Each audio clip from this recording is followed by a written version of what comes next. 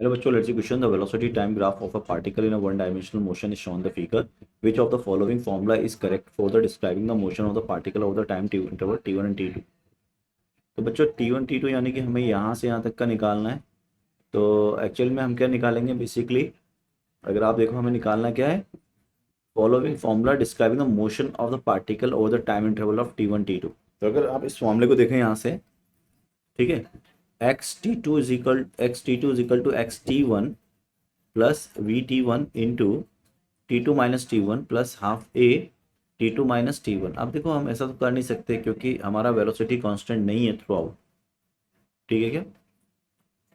अगर हम देखें डी तो ये हो गया v t two is equal to v t one upon a t two minus of t one. ये भी गलत है क्योंकि हमको ये बताया गया नहीं है कि कांस्टेंट एक्सेलरेशन है. अब एवरेज वेलोसिटी कैसे लिखोगे, तो एवरेज वेलोसिटी हो जाएगी आपकी x t two for a time interval t two minus t. तो ये होगी x t two minus x t one divide by of t two minus t one. ये हो गई, ठीक है क्या.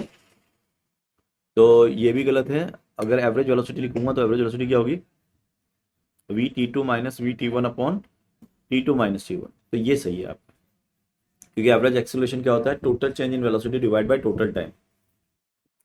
सो D option is correct. All the best.